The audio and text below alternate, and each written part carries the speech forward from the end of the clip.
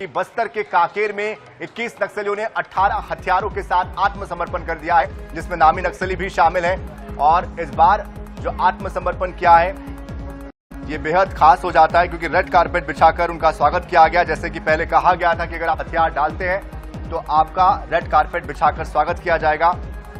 Bastar IG P Sundarraj के सामने उन्होंने सरेंडर किया, उन्हें संविधान की प्रति सौंपी गई।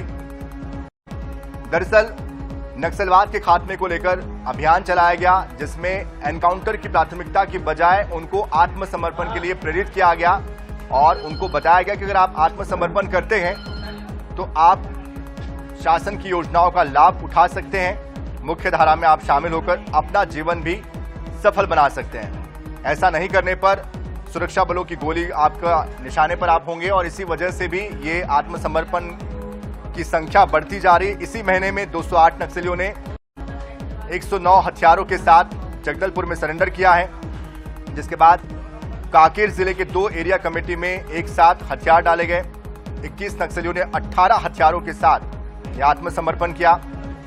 नक्सलियों के पोलिंग ब्यूरो और सेंट्रल कमेटी में कभी 45 सदस्य हुआ करते थे, जो घटकर अब 18 हो गए हैं।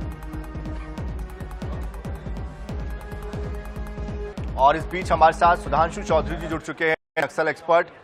सुधांशु जी, पहले तो स्वागत है आपका। जिस तरह से लगातार हर दिन खबरें आ रही है नक्सलियों के सरेंडर की, इसके पीछे की प्रमुख वजह आप क्या मानते हैं? क्योंकि अब हम ये देख पा रहे हैं कि पहले नक्सली बिना हथियारों के सरेंडर करते थे, लेकिन अब वो हथियारों के साथ सरेंडर कर रहे हैं और ना सिर्फ छोटे बल्कि बड़े लेवल के, बड़े कैडर के नक्सली भी खुलकर सामने आ रहे हैं। जी, इसकी मुख्य वजह यही है कि डीआरजी ने और सीआरपीएफ की मदद से उनकी कमर तोड़ दी है और कोई कारण नहीं है, उसी चीज से आकर्षित वगैरह नहीं है।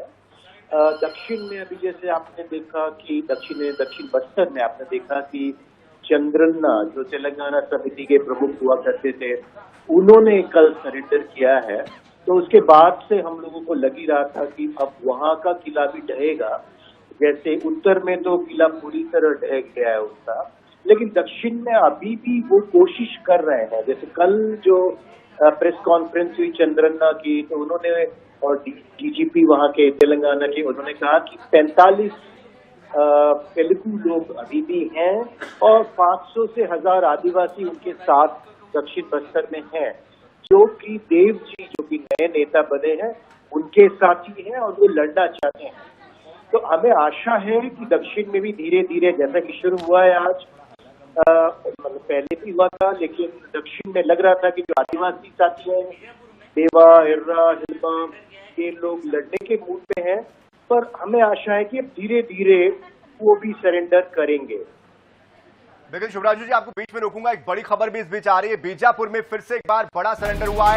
एसपी कार्यालय में 66 नक्सलियों ने आत्मसमर्पण कर दिया है। तो बीजापुर से ये बड़ी खबर, एसपी जितेंद्र यादव के सामने 66 नक्सलियों ने आत्मसमर्पण किया है। तो देखिए, अभी हम 21 नक्सलियों के आत्मसमर्पण की बात कर ही रहे थे कि इस बीच फिर से एक आंकड़ा आ गया बीजापुर से भी, जहां पर 66 की संख्या में आत्मसमर्पण किया गया। कुछ बड़े नक्सली भी इसमें शामिल होने की बात कही जा रही है। शिवराज जी, ये फिर से एक बार खबर आई है। जिस तरह से आप दक्षिण का जिक्र कर रहे थे, हम कल परसों ही आपसे बात कर रहे थे, तो आपने बताया था कि किस तरह से दक्षिण में चुनौतियां हैं, बड़े नक्सली नहीं चाह रहे कि वो सरेंडर करें, लेकिन खबरें जो आती है उसको हम नकार भी नहीं सकते हैं। क्या माने कि अब कहीं ना कहीं बहुत कम संख्या में नक्सली बचे हैं, बमुश्किल अपना वजूद बचाने के लिए संघर्ष कर रहे हैं और इसीलिए अब मजबूरन इनके सामने ऑप्शन कोई बचा नहीं है और आत्मसमर्पण ही एक विकल्प है। कल जो एक बड़ी घटना हुई है, कल 2 लोगों ने सरेंडर किया है तेलंगाना में।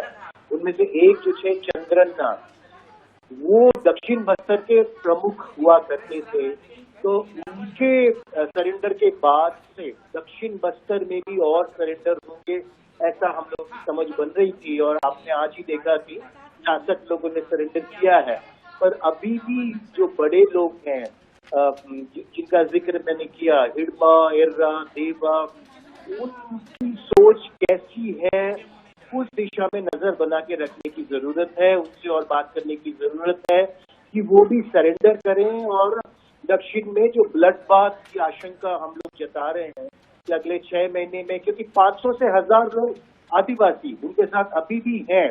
और डीजीपी तेलंगाना ने कल कहा कि 55 तेलुगु अभी भी सक्रिय है, उनमें से 9 सिर्फ तेलंगाना में है, तो बाकी लगभग सभी छत्तीसगढ़ में होंगे, ऐसी हमारी समझ है। तो संख्या अभी भी बहुत कम नहीं है सनी जी। तो उनके साथ और बातचीत करने की कोशिश, वो क्या चाहते हैं, क्यों वो सरेंडर नहीं कर रहे हैं, इस पर भी और काम करने की जरूरत होगी। जाहिर सी बात है संख्या कम है, हौसला अभी बरकरार है उनका, लेकिन ये हौसला कब तक बरकरार रहेगा उन जवानों के सामने जो पूरे बस्तर को नक्सल मुक्त करने के लिए आगे बढ़ चुके हैं और लगभग कामयाब भी हो रहे हैं। बहरहाल बहुत शुक्रिया शुभ्रांशु जी हमारे साथ जुड़ने के लिए, और उम्मीद करते हैं कि आने वाले समय में जो बचे हुए नक्सली है वो भी आत्मसमर्पण करेंगे और सरकार की नीतियों का लाभ लेते हुए मुख्य धारा में शामिल होंगे।